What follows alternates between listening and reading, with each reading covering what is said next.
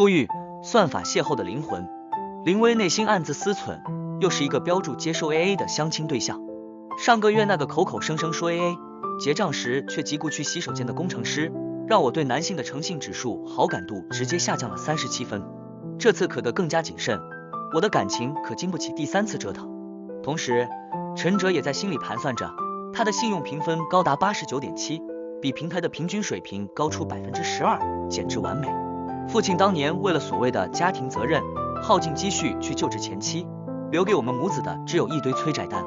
在温馨的寿司店内，柔和的灯光洒下，两人的手机同时震动起来。林薇指尖轻轻划过荧幕，声音冷静的如同专业的会计。系统提示你点了海胆，按照规则，高单价食材需要提前48小时预告，不然就触发了消费突袭条款，我有权要求你承担70%的差价。陈哲推了推眼镜，迅速调出比价软体，有条不紊地说道。不过这家店的海胆今天降价了15%，实际单价已经低于你预设的警戒线。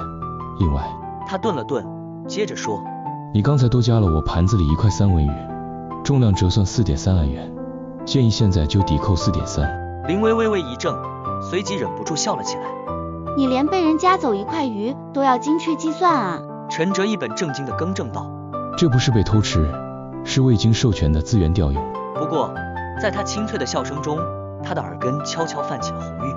不过，这次就当作关系破冰奖励，不计费了。此时，两人的内心都泛起了涟漪。林薇心想，这人虽然有点荒谬，但还挺可爱的。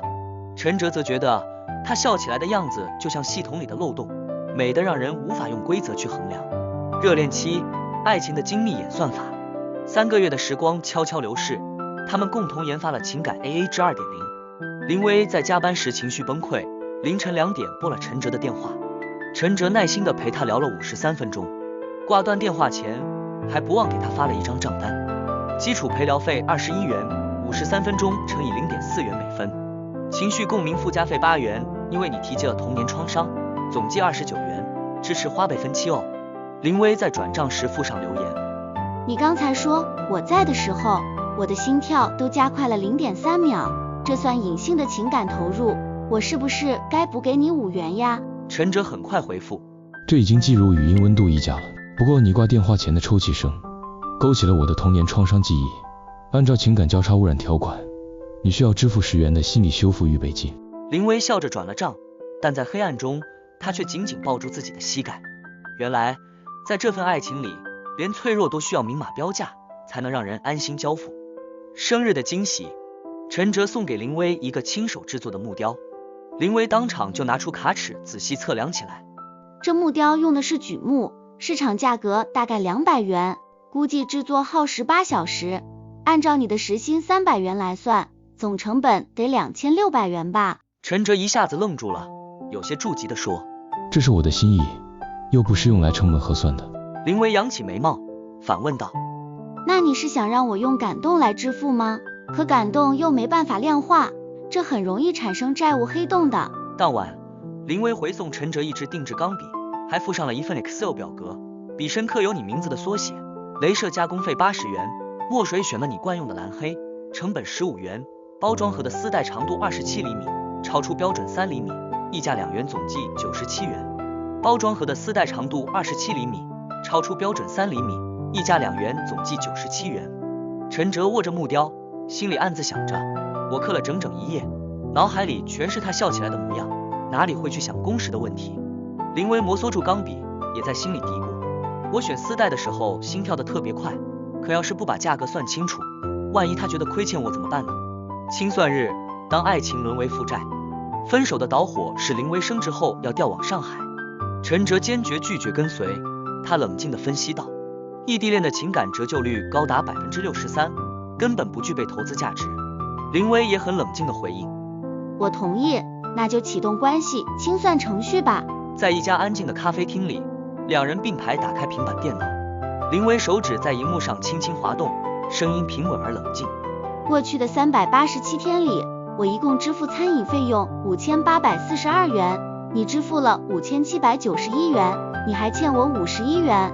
不过去年七夕你送我的永生花成本198元，我回赠的手织围巾，材料费用8383元。陈哲快速地敲击着键盘，语速也不自觉地加快了。但是在3月12号，你急性肠胃炎发作，我深夜送你去医院，陪了你3.2小时，按照急诊陪护的市场价格200元每小时来算，应收640元。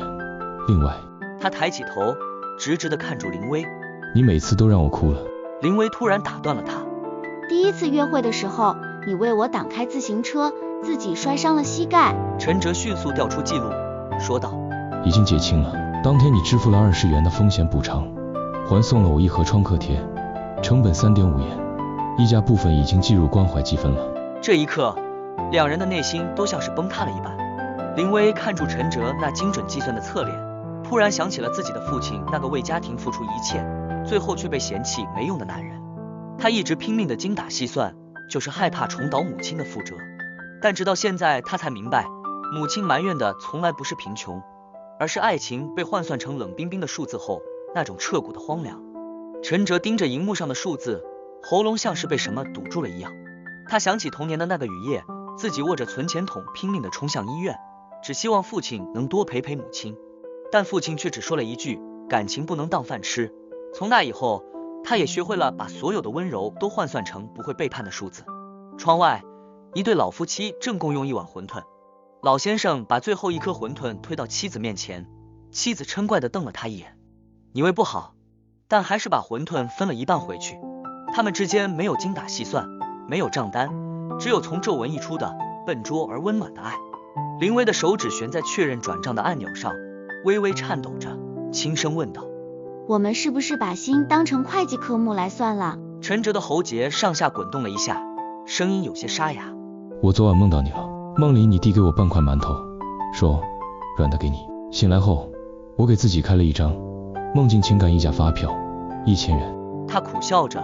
可是转账的时候我才发现，收款方根本没办法写。